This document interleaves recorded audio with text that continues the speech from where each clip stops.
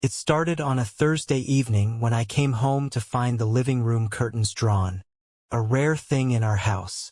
Emily had always loved the sunlight streaming in, and seeing the room cloaked in shadows set my nerves on edge. "Aim," I called out, dropping my keys onto the counter. No response. The house was eerily quiet, save for the faint hum of the fridge. I moved toward the hallway, and that's when I saw it.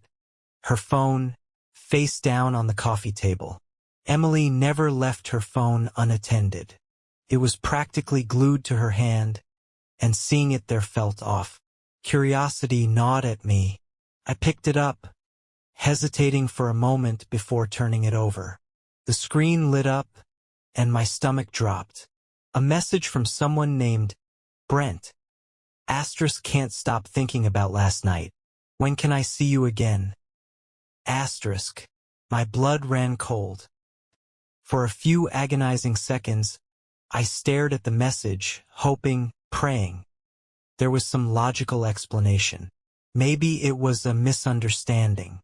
Maybe it wasn't even her phone. But deep down, I knew better. This was Emily's phone, and Brent wasn't a coworker or a friend from yoga class. I heard footsteps behind me and turned to see Emily standing in the hallway, her face pale. "You're home early," she said, her voice tight. I held up her phone. "Who's Brent?" Her eyes widened for a fraction of a second before she schooled her expression into something resembling calm. "He's a coworker. We've been working on a project together." "Really?" I said, my voice rising. "Because he seems pretty invested in your project, if last night's message is anything to go by." She opened her mouth to respond, but no words came out. The silence stretched between us, heavy and suffocating. Finally, she sighed. "Michael, I can explain." The explanation, as it turned out, was worse than I had imagined. Emily admitted to seeing Brent for the past 3 months. She claimed it started as an emotional connection, but it had resented into something physical. Her words, not mine. "I never meant for this to happen," she said, tears streaming down her face. "I love you, Michael. I got lost. I'm so sorry." Her apology felt like an afterthought, a way to absolve herself of guilt rather than an acknowledgement of the pain she'd caused. My mind raced, flipping through memories of the past few months. The late nights at work, the sudden need for girls' weekends, the way she'd grown distant. It all clicked into place. "You need to leave," I said finally, my voice cold. "I can't do this right now." The next few weeks were a blur. Emily moved out, staying with a friend while I tried to piece my life back together. But every corner of the house was a reminder of her, of us. The couch where we'd binge-watch our favorite shows, the kitchen where she'd dance while making breakfast, even the stupid toothbrush holder in the bathroom. I couldn't escape her, so I threw myself into work. Late nights at the office became my new normal, and the people around me noticed. My boss pulled me aside one day, her tone sympathetic. "Michael, you've been a machine lately, but maybe you should take some time for yourself." I nodded, muttering something about being fine, but the truth was, I didn't know how to take time for myself. Emily had been my life for 6 years. Without her, I didn't know who I was. Then came the night I ran into Brent. It was at a bar downtown, one I rarely visited. A coworker had dragged me out, insisting I needed a night to unwind. I was nursing a beer when I saw him. Tall, confident, and infuriatingly familiar. He was laughing with a group of friends, completely unaware of my presence. Rage bubbled to the surface. Before I knew it, I was standing in front of him. "You're Brent, right?" He turned, his smile faltering as he took me in. "Yeah. And you are?" "Michael," I said, my voice low. "Emily's husband." His face paled. "Look, man, she said you two were having problems. I didn't think." You didn't think, I interrupted. You didn't think about the fact that she's married? That you were destroying someone else's life? Brent stammered, searching for words, but I didn't wait to hear them. I walked away, my hands trembling with the effort it took to keep myself in check. That encounter lit a fire in me. I couldn't let Brent and Emily get away with what they'd done. So I started digging. I went through old emails, social media posts, even texts I'd once ignored. The more I uncovered, the clearer it became that this wasn't just a mistake. Emily and Brent had orchestrated this betrayal with full knowledge of the pain it would cause. But what I found next changed everything. Hidden among Emily's emails was a folder labeled Private. Inside were messages not just from Brent, but from other men. Flirtations, intimate photos, and plans for secret meetups. My heart sank as I realized Brent wasn't the only one. Emily hadn't just made a mistake. She'd made a lifestyle of betrayal. What happened next? Let's just say I didn't sit quietly and let her keep spinning her web of lies. My path to closure took unexpected turns, and the final confrontation? It wasn't anything she could have anticipated. But that's a story for another time. After discovering the depth of Emily's betrayal, I felt a fire burning inside me. Not just anger, but determination. This wasn't going to end with me quietly picking up the pieces of my shattered life while she moved on unscathed. She'd spun her web of deceit for too long, and I wasn't about to let her escape without facing the consequences. My first step was to consult a lawyer. I wanted to ensure that my financial and legal interests were protected, especially since Emily and I shared accounts and property. I laid out everything I'd discovered. The emails, the messages, the secret folder. My lawyer, a sharp woman named Karen, listened intently, her pen scratching notes on a legal pad. "You've got leverage," Karen said. "And if you're willing to play this smart, we can make sure she doesn't walk away with more than she deserves." Her confidence gave me a sense of control I hadn't felt in weeks.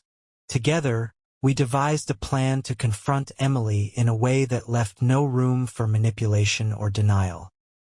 The confrontation happened in Karen's office.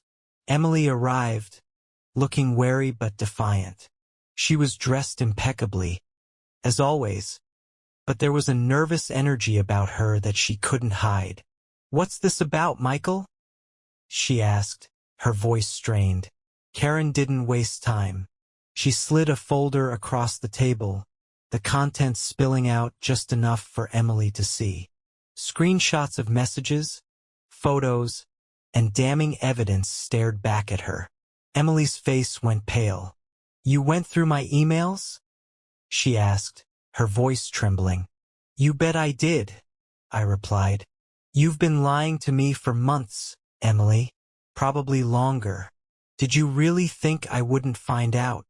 Her mouth opened and closed, but no words came. Karen stepped in, her tone cold and professional. "Emily, we're here to discuss the division of assets. Michael has no intention of drawing this out, but he's prepared to fight if necessary." Emily's composure cracked. Tears welled in her eyes, and for a moment, I felt a pang of the love I'd once had for her. But it wasn't enough to sway me. She'd made her choices, and now she had to face the fallout. The divorce proceedings were swift and, thanks to Karen, heavily in my favor. Emily walked away with less than she'd expected, and I retained the house. A bittersweet victory, considering how much of it was tainted by memories of her betrayal. Still, it felt like a fresh start. With the legal battles behind me, I turned my attention to rebuilding my life. I threw myself into work, took up hobbies I'd abandoned, and reconnected with old friends. Slowly but surely, I began to rediscover who I was outside of my marriage. Months later, I received an unexpected message from Brent. It was an apology, albeit a clumsy one. He claimed he hadn't known the extent of Emily's deceit and had ended things with her after learning about her other affairs. I didn't reply. There was nothing he could say that would change what had happened. Emily, on the other hand, attempted to reach out multiple times. Her messages ranged from apologetic to accusatory, but I ignored them all. My silence was my closure. She no longer had a place in my life, and I wasn't about to give her the satisfaction of a response. In the end, the greatest victory wasn't the legal win or the distance I put between us. It was the realization that I was better off without her. Emily's betrayal had shattered the life we'd built together, but it had also freed me from a relationship that was far from what I deserved. As for her, the last I heard, she'd burned bridges with Brent and others, leaving a trail of broken relationships in her wake.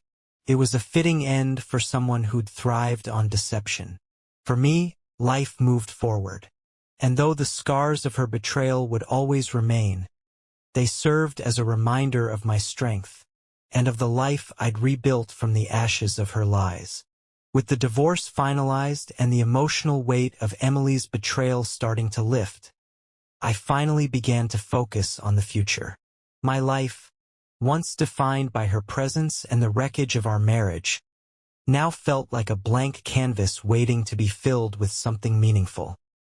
I sold the house. It had been a painful decision, but necessary. Every corner of that place held memories I couldn't escape, reminders of a life built on lies. The new place was smaller, quieter, but it was mine. No ghosts of the past lingered there. One of the first things I did was adopt a dog, a golden retriever I named Charlie. He brought a kind of joy back into my life that I hadn't realized I was missing. Long walks with Charlie became my therapy, the fresh air and his boundless energy helping me process everything I'd been through.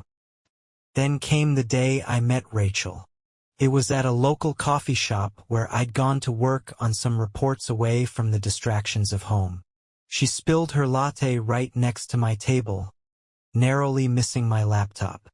Her flustered apologies turned into laughter as I reassured her it was fine, and before long we were talking like old friends. Rachel was everything Emily wasn't: genuine, warm, and honest. She'd been through her own share of heartbreak, and we bonded over our shared experiences. What started as casual coffee meetups quickly grew into something more. For the first time in years, I felt the stirrings of hope, the possibility that love could be real and pure. Months turned into a year, and Rachel and I grew closer. She met Charlie, who adored her instantly, and soon we were spending weekends hiking, cooking, and building a life together. She never pressured me to talk about Emily or my past, but when I did, she listened without judgment. One evening, as we sat on the porch watching the sunset, Rachel turned to me and said, "You've come so far, Michael. You're stronger than you give yourself credit for." Her words struck a chord. For so long, I'd defined myself by what I'd lost, by the pain and betrayal. But Rachel helped me see that I was more than that. I'd survived, rebuilt, and found happiness again. As for Emily, her name faded into the background of my life. Occasionally, I'd hear snippets about her from mutual acquaintances. She'd moved to another city, gone through a series of tumultuous relationships, and seemingly continued the cycle of deception. It wasn't my concern anymore. She was a chapter I'd closed, a lesson I'd learned. Brent, he disappeared from my radar entirely. Whatever his story was, it no longer intersected with mine. On the 2-year anniversary of my divorce being finalized, Rachel and I stood in the kitchen of my new home, preparing dinner together. She looked up at me with a smile and said, "You know, this feels like the start of something amazing." And it was. My journey through betrayal and heartbreak had brought me to a place of peace, strength, and love. The scars would always remain, but they were no longer wounds. They were reminders of how far I'd come, and of the life I was finally ready to embrace. The journey forward from Emily's betrayal felt like a winding path through a dense forest, but every step brought me closer to the light. With Rachel in my life and Charlie trotting beside me, the shadows of the past began to dissolve into a narrative of resilience and renewal. One summer evening, Rachel and I decided to host a small dinner party at my home. It was her idea, a way to blend our worlds and introduce me to more of her friends. As we prepared for the evening, she paused in the kitchen, holding a bottle of wine. "Michael, do you realize how much you've changed?" she asked, her tone thoughtful. I glanced up from chopping vegetables. "Changed how?" "You're lighter," she said. "Happier. It's like you've finally let go of whatever was holding you back." Her words struck a chord. I had changed. The weight of Emily's betrayal no longer dictated my every thought or action. For the first time in years, I felt free to focus on the present rather than being tethered to the pain of the past. The dinner party was a success. Laughter and conversation flowed easily, and I found myself enjoying the company of Rachel's friends, people who quickly became my own. It was a stark contrast to the isolation I'd felt during my marriage to Emily, where our social interactions had often felt performative and strained. As the evening wound down, one of Rachel's friends, a man named Ben, pulled me aside. "Rachel's been through her own tough times," he said, his voice low but warm. "Seeing her with you? It's like she's come back to life." I didn't know what to say. The idea that I'd had a positive impact on Rachel's life mirrored how deeply she'd transformed mine. Months later, Rachel and I took a trip to the mountains, a getaway that felt like a symbolic step forward. One morning, as the sun rose over the peaks, she turned to me and said, "Michael, have you ever thought about starting over completely? Building something new together?" Her words carried weight, but they didn't scare me.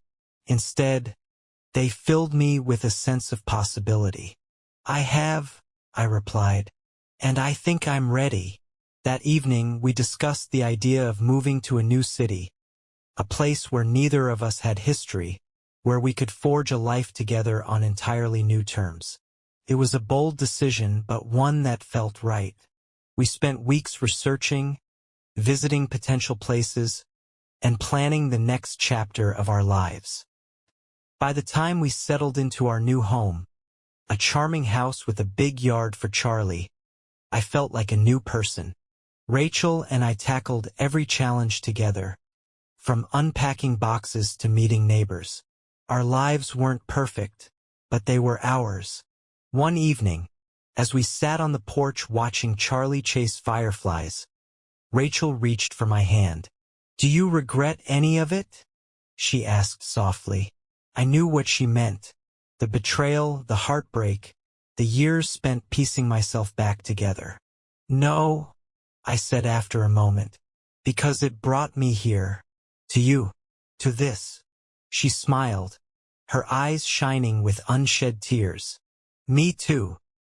Life moved forward, not with the reckless speed of trying to escape the past, but with the steady rhythm of two people building something real. I'd learned that scars don't have to define you. They can be reminders of how far you've come. And as I stood in the yard, watching Rachel and Charlie play, I realized I'd found more than just happiness. I'd found peace. The move to a new city marked a fresh beginning for Rachel and me. The quiet streets and the vibrant community offered a stark contrast to the life I'd left behind, and each day felt like an opportunity to redefine who I was. Our home, with its charming porch and sprawling backyard, became a sanctuary where we could focus on building a life filled with intention and love.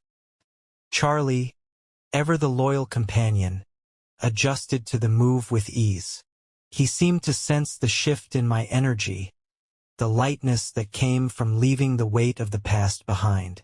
Long walks in the nearby park became our shared ritual, a time to reflect and reconnect.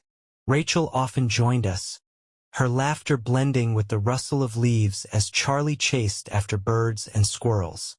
One afternoon, as we sat beneath a massive oak tree, Rachel leaned against my shoulder. "Do you ever think about the past?" she asked, her voice soft but curious. I paused, considering her question. "Sometimes," I admitted, "but not in the same way I used to. It's more like looking at an old photograph. The pain isn't there anymore, just the lessons."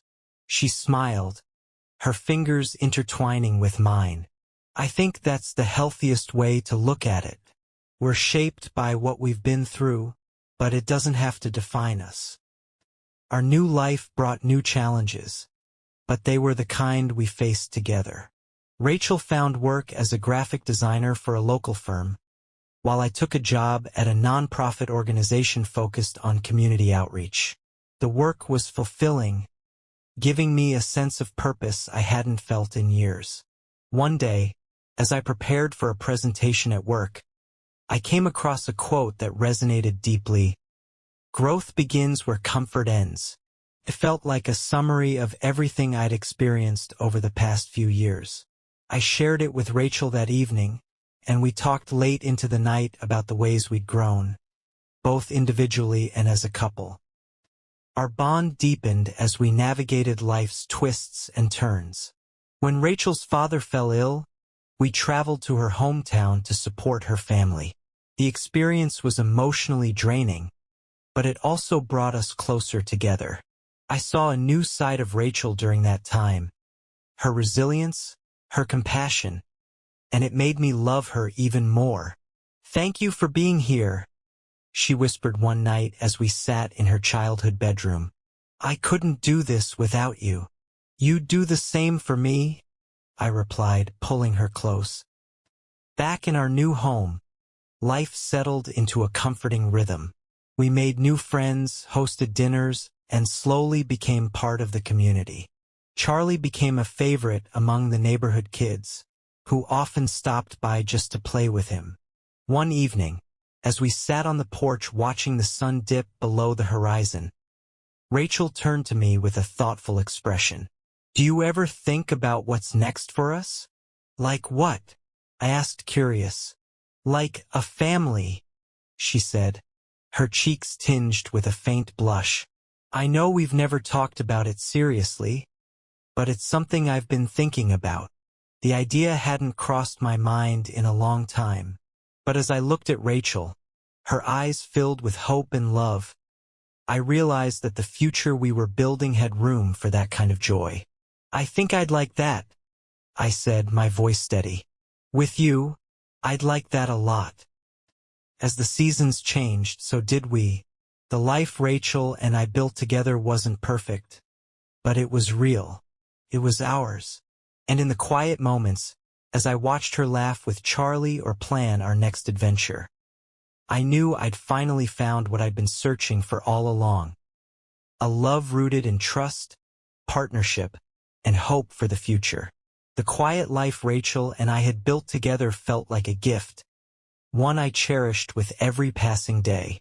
Our journey wasn't without its challenges, but those moments only strengthened the bond we shared.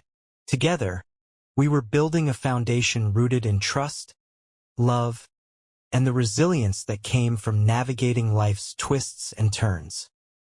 As the years went on, we decided to take the next step and start a family. It was a decision that came with its own set of anxieties, but also a deep sense of excitement and hope. When Rachel told me she was pregnant, the joy in her eyes was matched only by the sense of wonder I felt. Charlie seemed to sense the change, too, sticking closer to Rachel as if he understood the gravity of the moment. Our daughter, Grace, was born on a crisp autumn morning. Holding her for the first time, I felt a kind of love I didn't know existed. She was perfect, with Rachel's curious eyes and a tiny, determined grip that reminded me of how strong life could be. even in its most fragile moments. Parenthood brought its own set of challenges, but Rachel and I faced them together, learning as we went. Grace's laughter filled our home, and even on the hardest days, her smile was a reminder of everything we'd worked to create. One evening, as I rocked Grace to sleep, Rachel joined me in the nursery. She leaned against the doorframe, watching us with a soft smile. "Do you ever think about how far we've come?" she asked. I nodded, my voice low so as not to wake Grace. "All the time, and I wouldn't change a thing. Everything that happened led me here." Rachel crossed the room, placing a hand on my shoulder. "I feel the same way. You've given me so much, Michael. More than I ever thought I'd find." Her words stayed with me, a reminder that love wasn't about perfection. It was about showing up, choosing each other every day, and building a life together, one moment at a time. As Grace grew, so did our family. We welcomed a second child, a boy named Oliver, and our home became a whirlwind of activity. Charlie, now older but still spirited, watched over the children with a protective loyalty that never wavered. Life wasn't perfect, but it was full.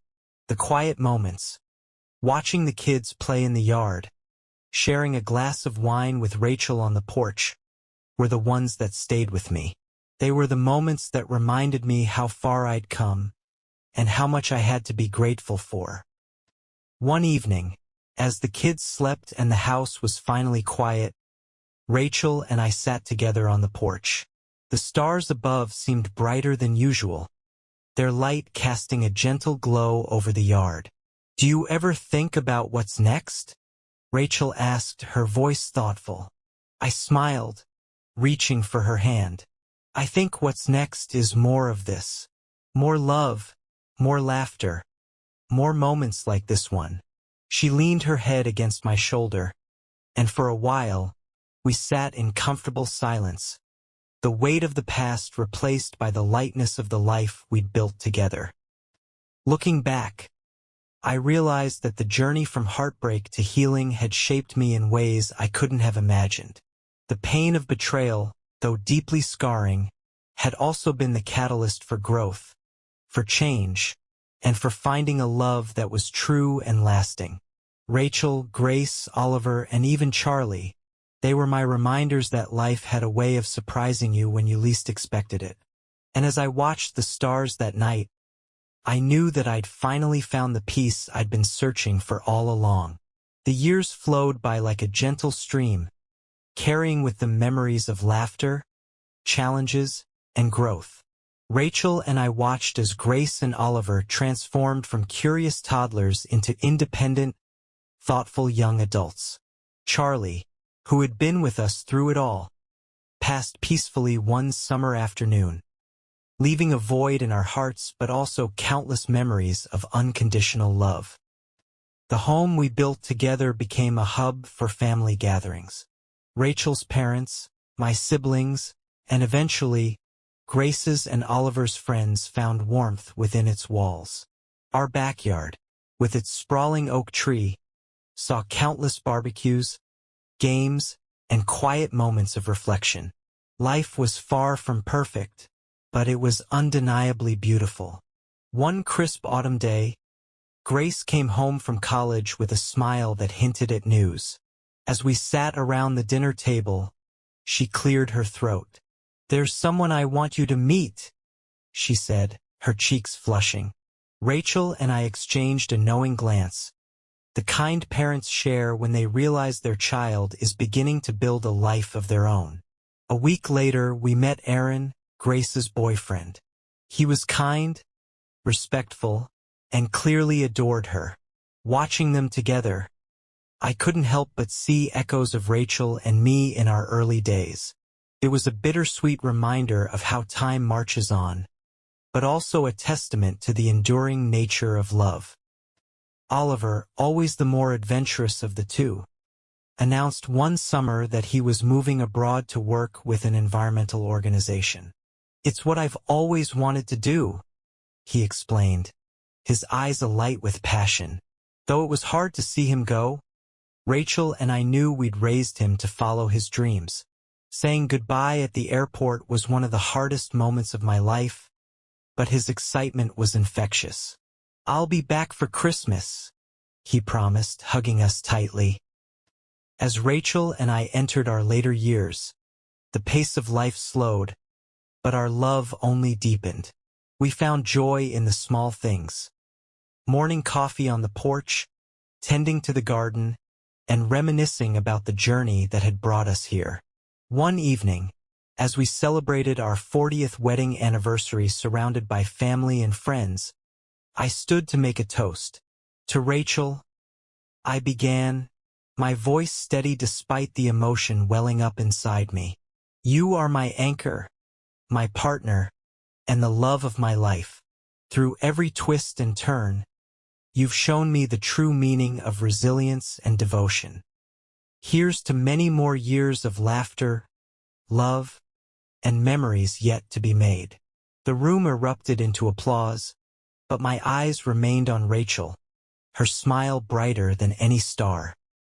As the sun set on our lives, Rachel and I often reflected on the path we'd walked together. The pain of betrayal that had once defined my world was now a distant memory, overshadowed by the love and joy that followed. Life had given me a second chance, and I'd embraced it fully.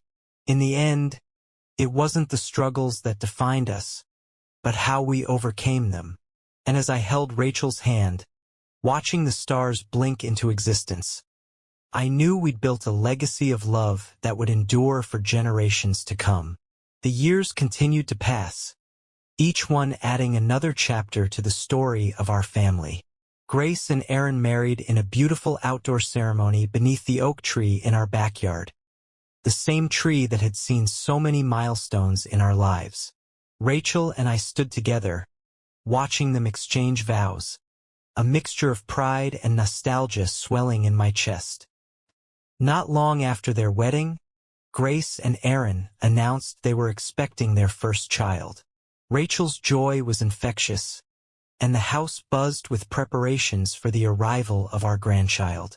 When little Emma was born, it felt like the universe had come full circle. Holding her tiny hand for the first time, I was reminded of the fragility and resilience of life. Rachel and I embraced our roles as grandparents with open hearts.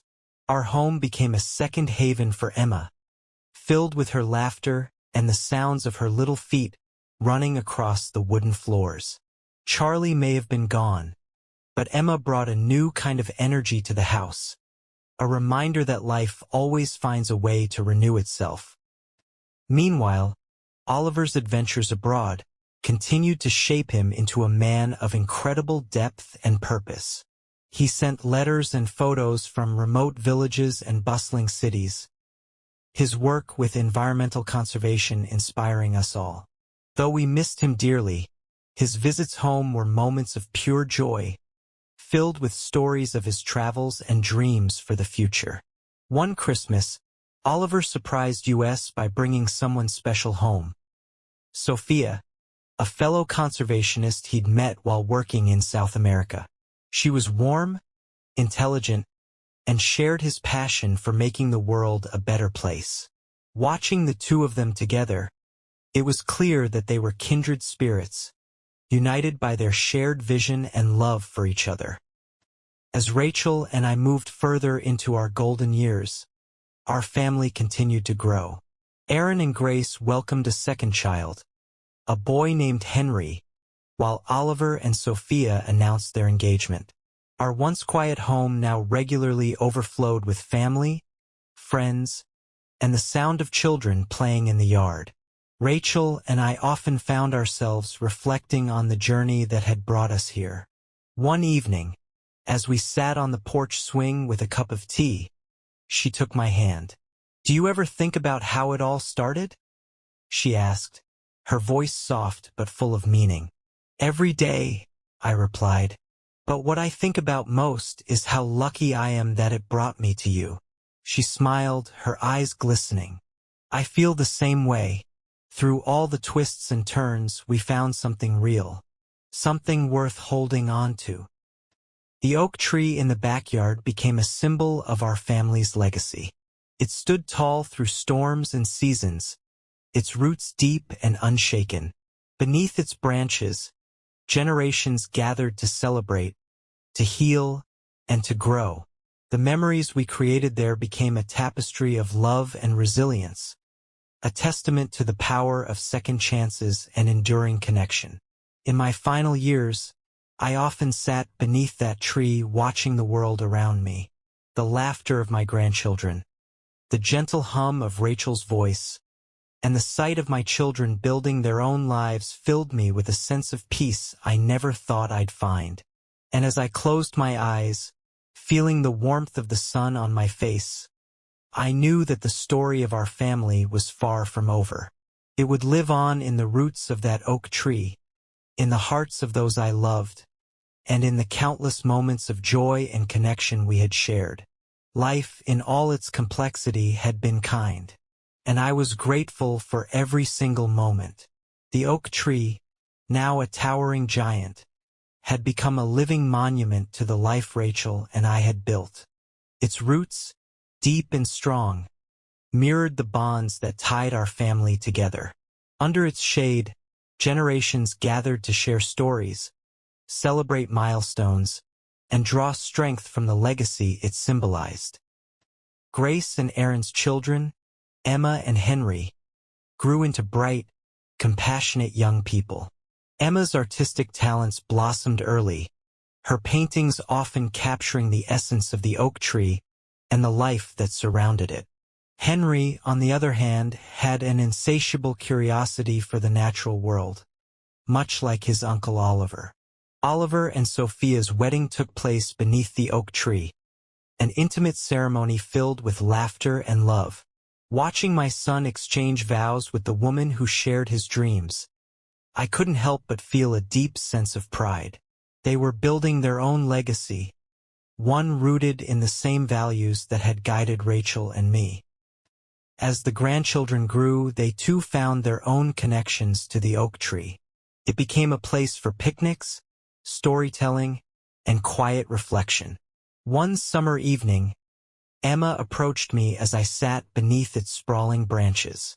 "Grandpa," she began, her voice hesitant but curious. "What's your favorite memory under this tree?" I smiled, running a hand along the tree's rough bark. "There are too many to count," I said. "But I think it's the quiet moments like this one that mean the most. This tree has been here for so much of our lives, watching over us. It's a reminder of how far we've come and how much we have to be grateful for." Emma nodded, her gaze thoughtful. "I think I'll paint it again," she said. "But this time, I'll include all of us, like we're part of the tree." Rachel and I's golden years were filled with quiet joys and deep contentment. Our family continued to grow, and each visit from our children and grandchildren brought the house to life. The oak tree stood as a backdrop to our gatherings, its presence a constant reminder of the enduring strength of love and connection. One evening, as the sun dipped below the horizon, Rachel and I sat together on the porch swing, our hands intertwined. The years had etched lines on our faces and turned our hair silver, but the love we shared remained as vibrant as ever. "Do you think the tree will still be here for the next generation?" Rachel asked, her voice soft. "I do," he replied.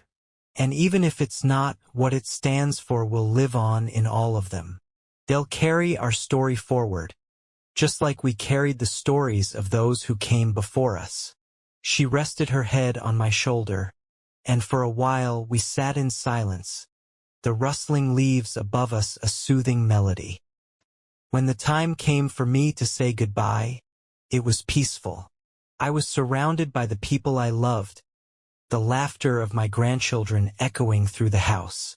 Rachel held my hand, her presence a comfort as my journey came to an end.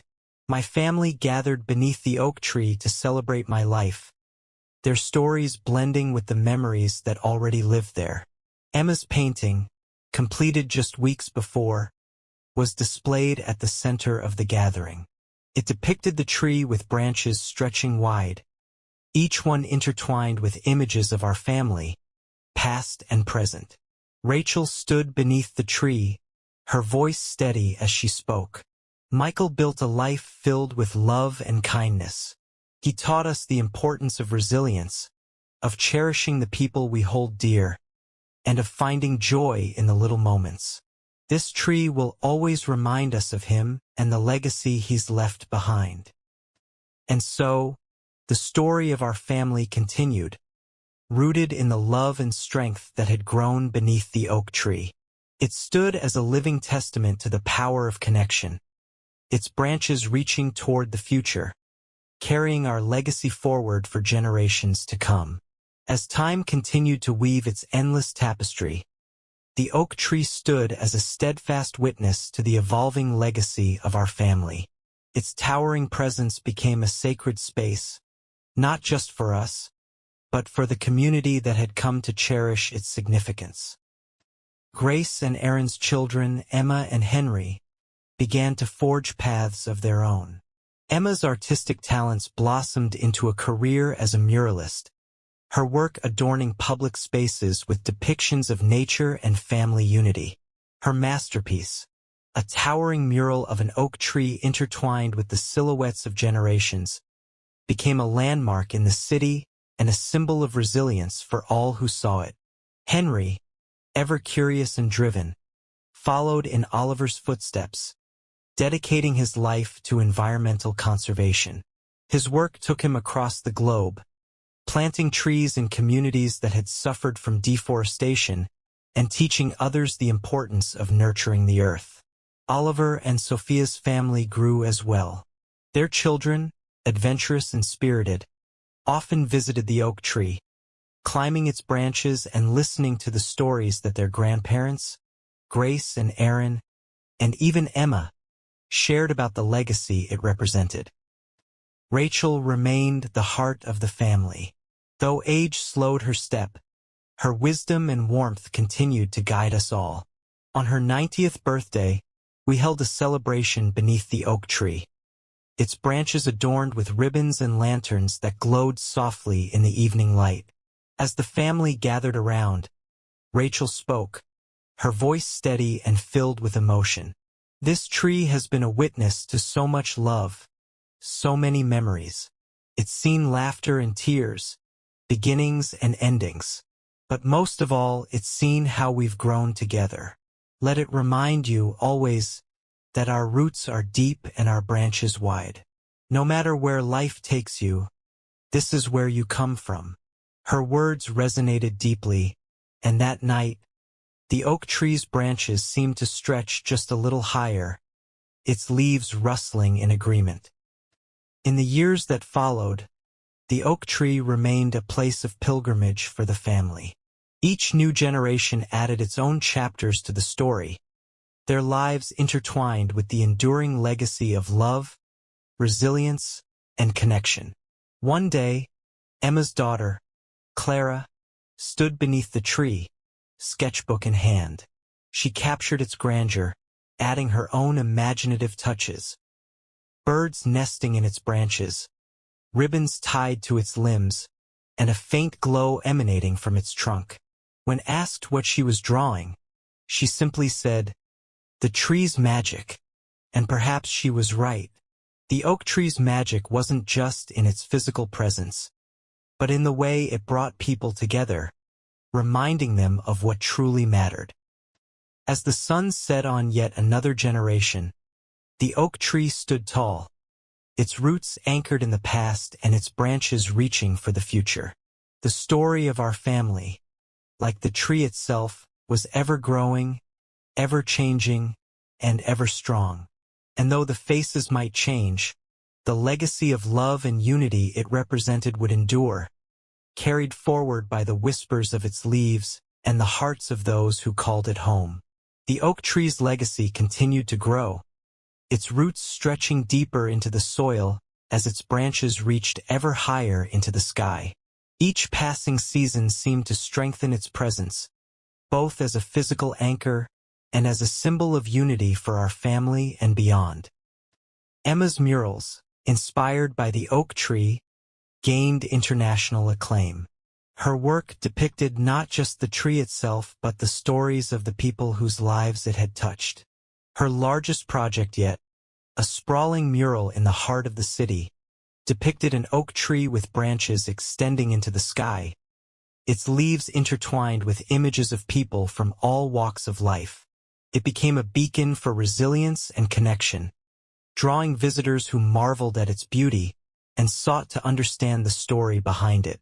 Henry, too, left an indelible mark on the world. His environmental initiatives blossomed into a global movement, inspiring countless communities to plant their own legacy trees as symbols of hope and renewal. He often credited the oak tree in our backyard for sparking his passion, and he made sure to return home whenever he could to sit beneath its canopy and reconnect with the roots of his own journey. Rachel's health began to decline in her later years, but her spirit remained as vibrant as ever. She often sat in her favorite chair on the porch, overlooking the oak tree, a blanket draped over her knees and a cup of tea in hand. Family members would visit regularly, sharing stories and laughter that filled the house with warmth. On her 95th birthday, the family gathered once more beneath the oak tree. Lanterns were strung among its branches, casting a soft glow over the evening's celebration. Rachel, frail but smiling, looked around at the faces of her children, grandchildren, and great-grandchildren. Her voice was quiet but steady as she addressed us all. "This tree has seen so much," she said. "It's been a witness to our joys, our sorrows, and everything in between. But most of all, it's been a reminder of who we are. As long as this tree stands, our story will live on. And even when it's gone, the love it represents will remain in all of you." Her words lingered in the air, carried by the gentle rustling of the leaves above us. When Rachel passed peacefully in her sleep a few months later, the family gathered once more beneath the oak tree to celebrate her life. Emma painted a portrait of Rachel with the tree as her backdrop, capturing the strength and warmth that had defined her. The painting was placed in the family home, a tribute to the matriarch who had held us all together. In the years that followed, the oak tree continued to stand tall, its branches a haven for birds, and its shade a place of solace for all who visited.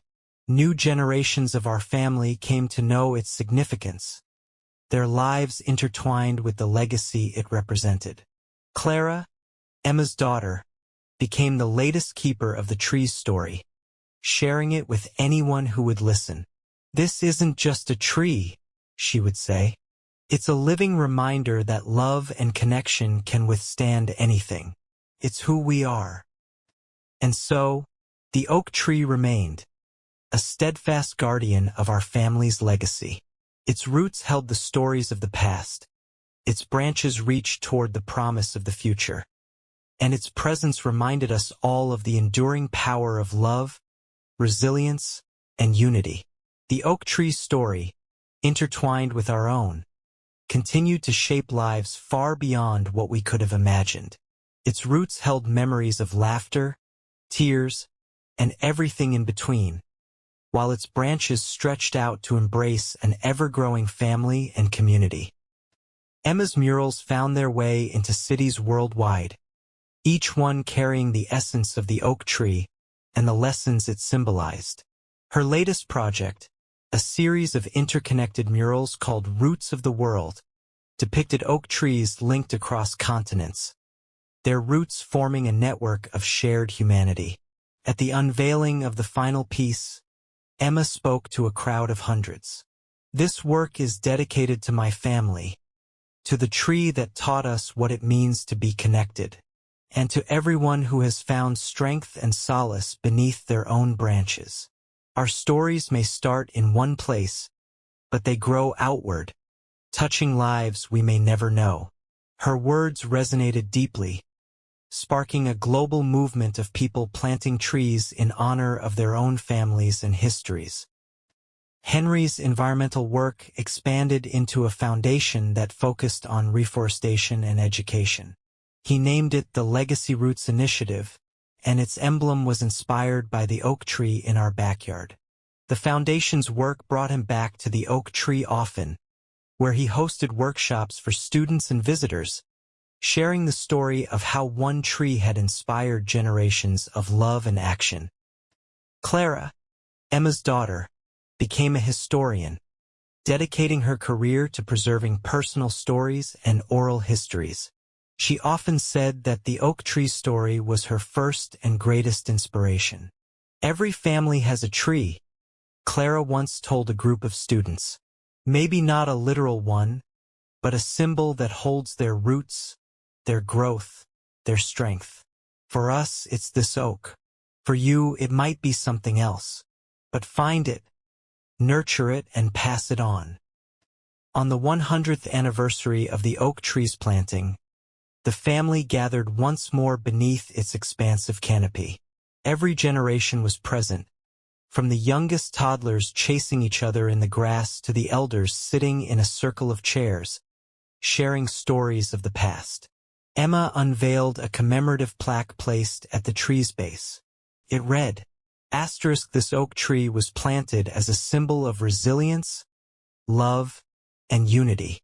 May its roots remind us of where we come from, and its branches inspire us to reach for the future. Planted 100 years ago, its legacy grows forever." As the sun set, lanterns lit up the tree, casting a warm glow over the gathering. The laughter of children mingled with the hum of conversation, and for a moment, time seemed to stand still.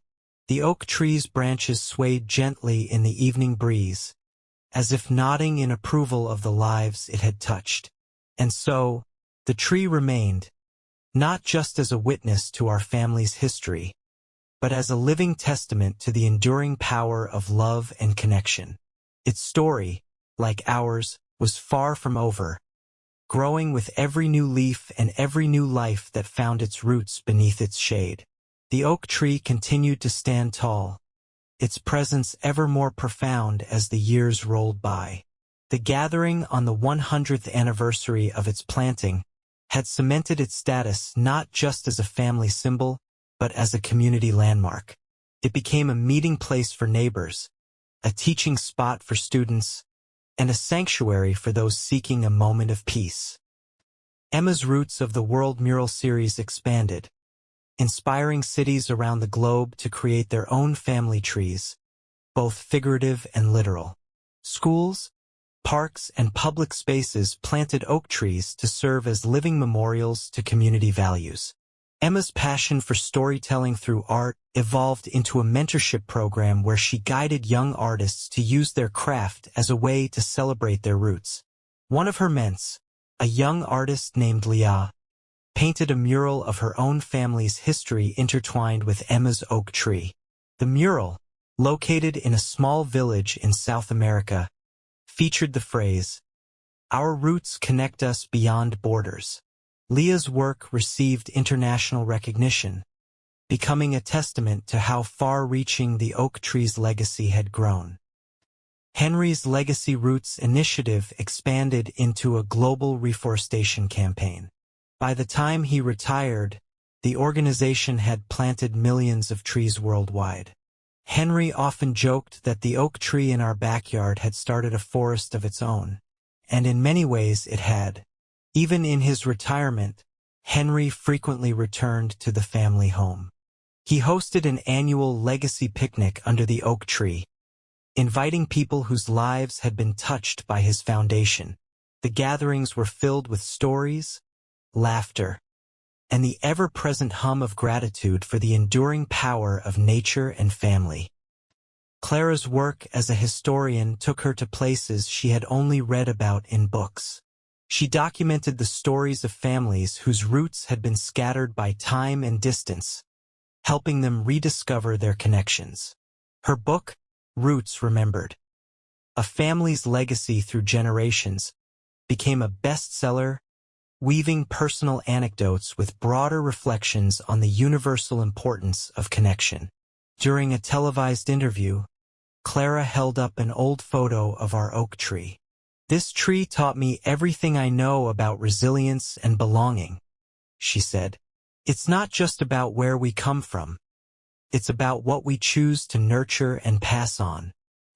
At the heart of it all, the oak tree remained. Its branches became a favorite climbing spot for the youngest generation, while its shade provided a haven for the elders. Every wedding, reunion, and milestone found its way back to the tree, its silent strength a constant in a world of change. One quiet evening, Clara's daughter, Lily, stood beneath the oak tree with her sketchbook. As she drew, her father approached. "What are you working on?" he asked. "A new family tree," Lily replied with a smile. "But this time I'm including all the branches we've added through the years. It's amazing how much we've grown." Her father nodded, placing a hand on the tree's trunk. "And it all started here." The oak tree's story, like our families, was one of growth, resilience, and love. Its roots anchored us to the past, its branches reached for the future, and its presence reminded us to cherish the present. Though the faces around it would change with time, the legacy it represented was eternal, a living testament to the power of connection and the enduring strength of family. The oak tree's story continued to grow, spreading its influence far beyond the family that had first planted its roots. Each season brought new memories, and with every passing year, the tree's legacy deepened. Emma's murals evolved into a series of immersive art installations, blending technology with traditional painting to create experiences that allowed visitors to step into the stories she told.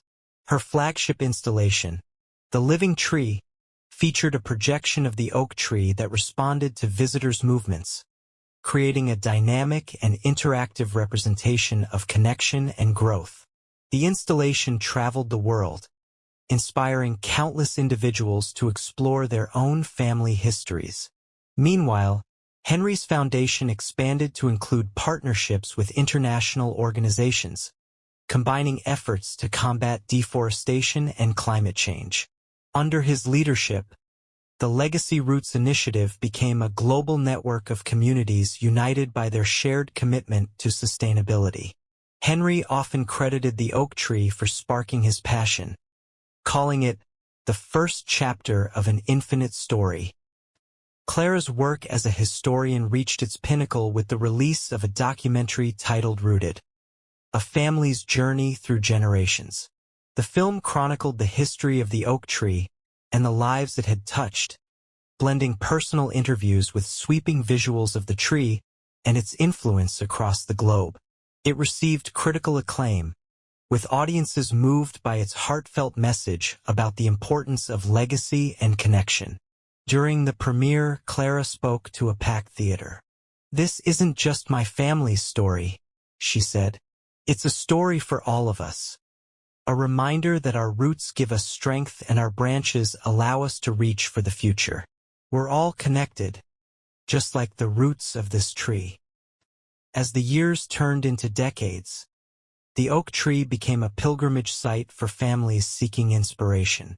Weddings, reunions, and even memorials were held beneath its sprawling branches. Each new generation added their own chapter to its story, ensuring that the legacy of love, resilience, and unity continued to flourish. One sunny afternoon, Lily's daughter, Ava, sat beneath the oak tree with her great-grandmother's journal. She ran her fingers over the worn leather cover before opening it to a page filled with Rachel's neat handwriting. "This tree is more than wood and leaves. It's a reminder of where we've been, how far we've come, and all the possibilities ahead.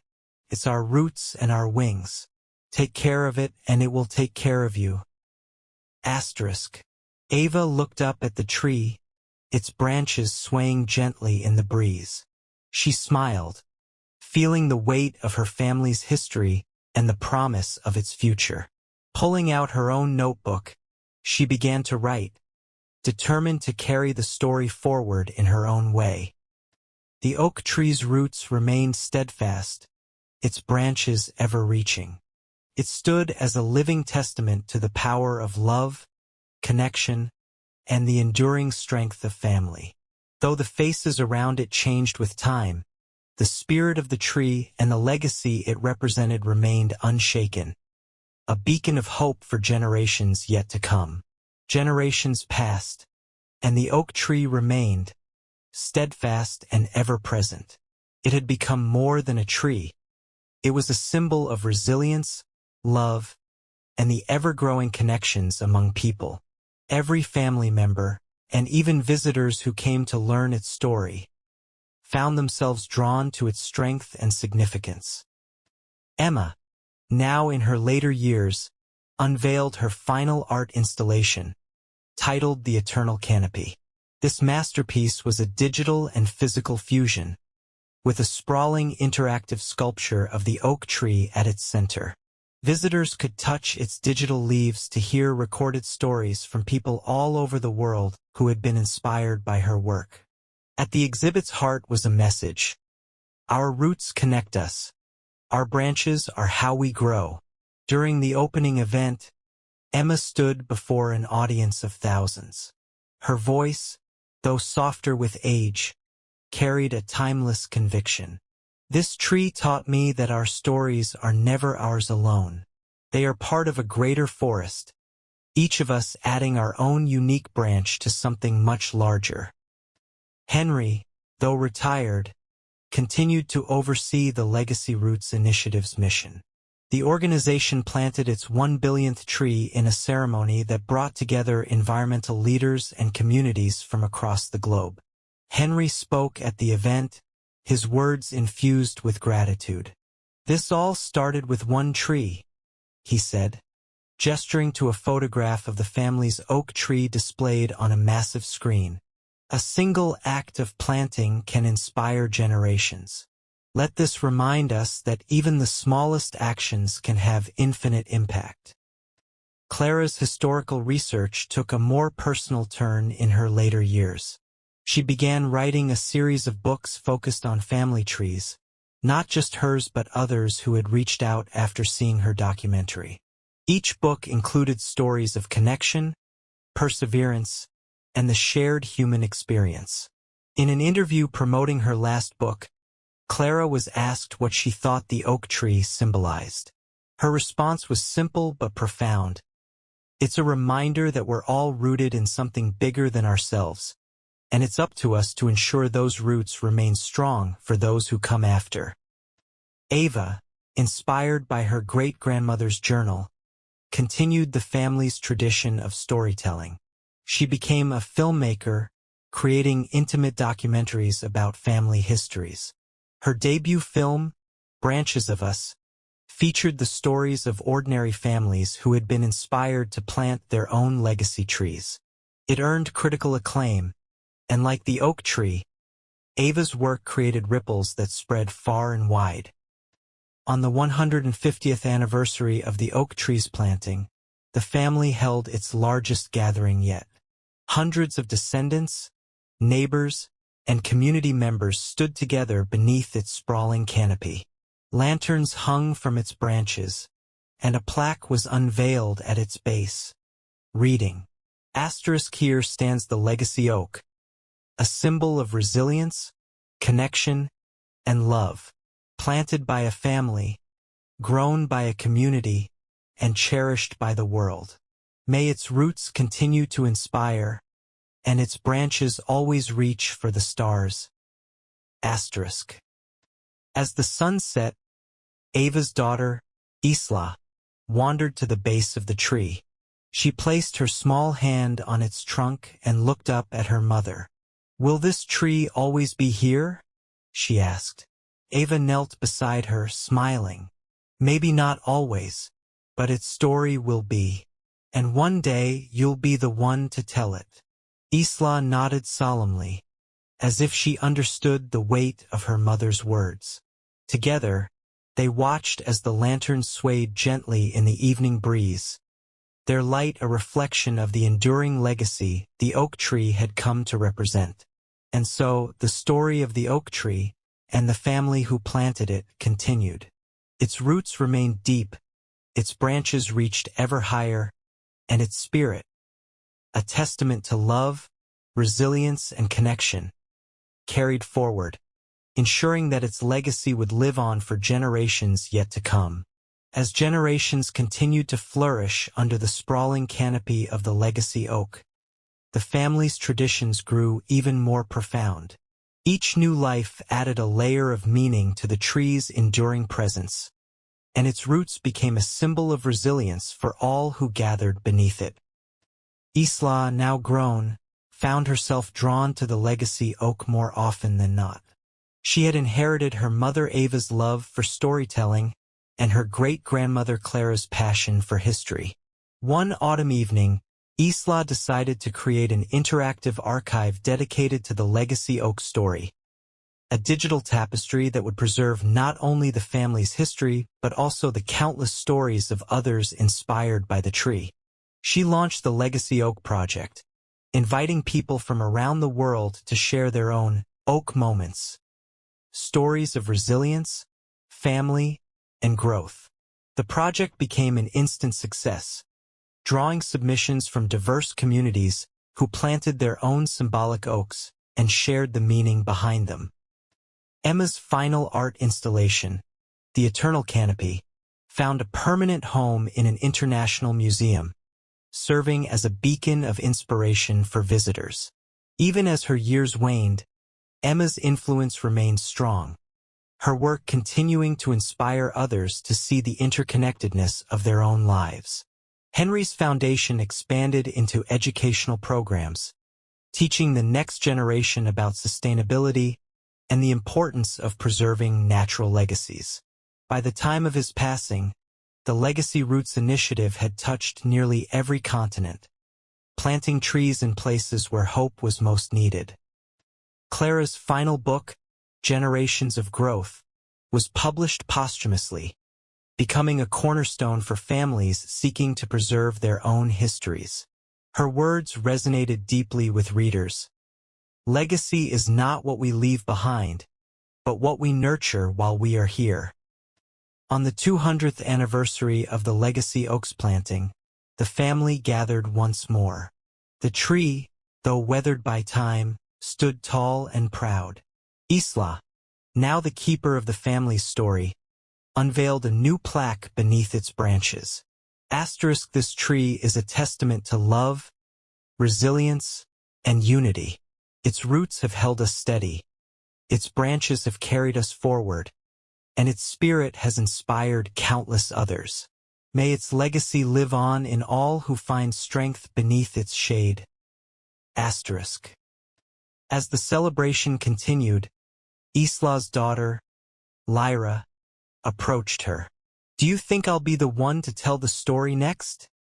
she asked, her eyes wide with curiosity. Isla knelt down, brushing a strand of hair from Lyra's face. "You already are, my love. Every time you share it, you add your own chapter." Lyra smiled, her gaze drifting upward to the tree's highest branches. "Then I'll make sure it's the best chapter yet." And so, the legacy oak continued to grow, not just in the soil it had first been planted, but in the hearts and stories of all who had been touched by its enduring strength.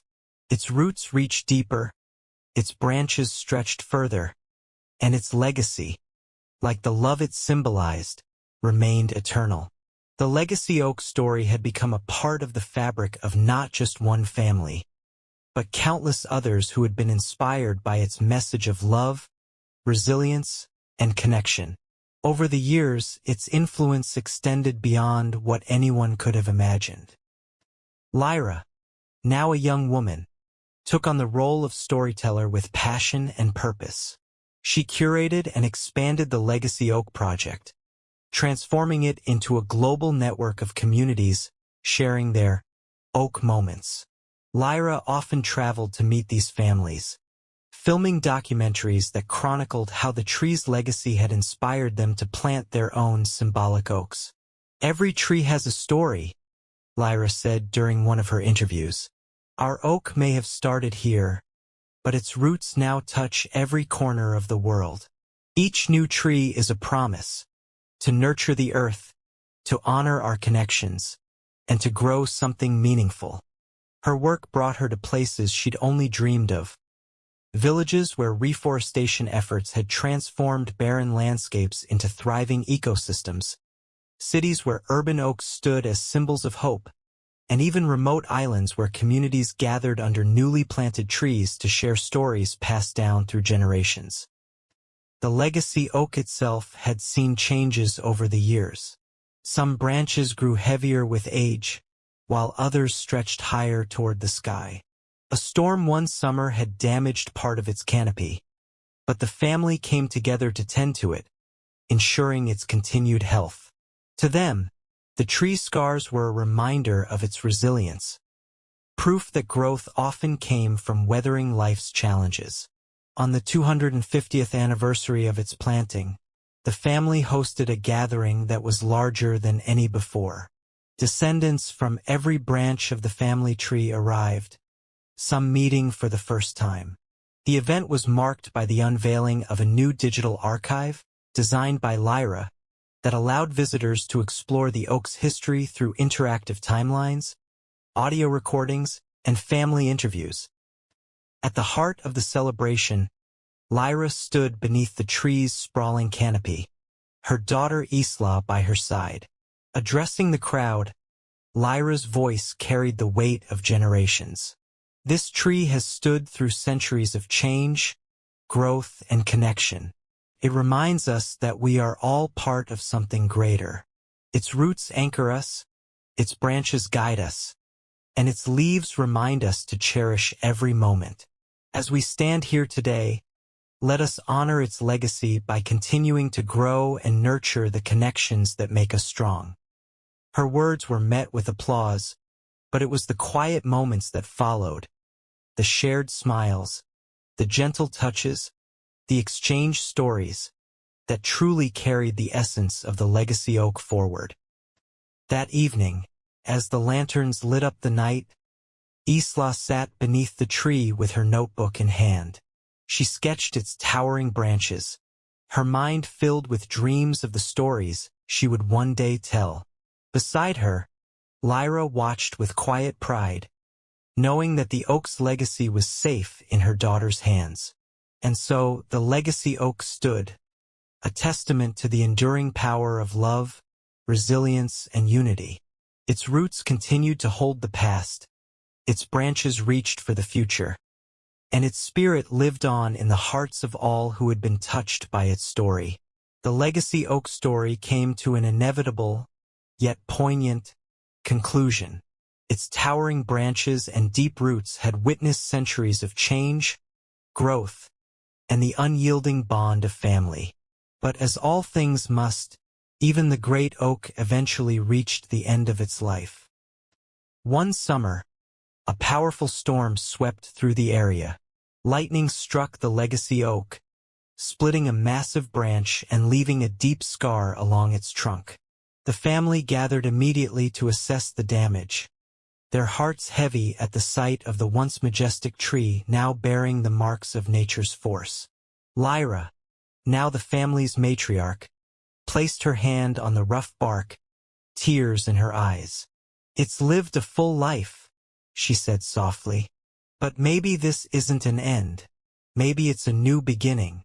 Her words carried weight, inspiring the family to rally together. Arborists confirmed that the tree could not recover, and with heavy hearts, the decision was made to bring it down, not as an act of loss, but as an act of preservation. The wood from the legacy oak was carefully harvested and transformed into something timeless. Pieces of the trunk were used to create furniture for the family, a dining table that would serve as a gathering place for generations to come, and a series of benches placed in parks around the community. Smaller branches were carved into keepsakes, each family member receiving a token of the tree's enduring presence in their lives. Lyra and Isla spearheaded the creation of a sculpture from the largest part of the trunk. Placed in the center of the family's land, it depicted the intertwining roots and branches of the oak, symbolizing the interconnectedness of past, present, and future. The family's gatherings continued, now centered around the sculpture.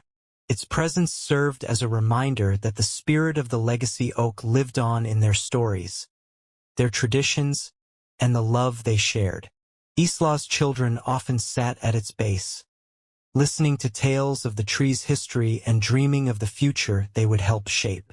Meanwhile, Lyra expanded the Legacy Oak project, creating a virtual memorial where people from around the world could share their own tree stories and plant symbolic oaks in their communities. The project's reach grew exponentially, uniting people through the shared values of resilience, connection, and growth. On the site where the original oak had stood, the family planted a new sapling. It was a direct descendant of the legacy oak, grown from one of its acorns. The planting ceremony was intimate yet profound, with each family member placing a handful of soil around the young tree's base. "This is where it all began," Lyra said, her voice steady despite the emotion in her eyes. "And this is where it will continue." As the sapling's leaves rustled in the breeze, the family stood together, their shadows cast long by the setting sun. The legacy oak story was far from over. It was merely entering a new chapter, its roots planted firmly in the past and its branches reaching for the future. And so, the spirit of the legacy oak endured,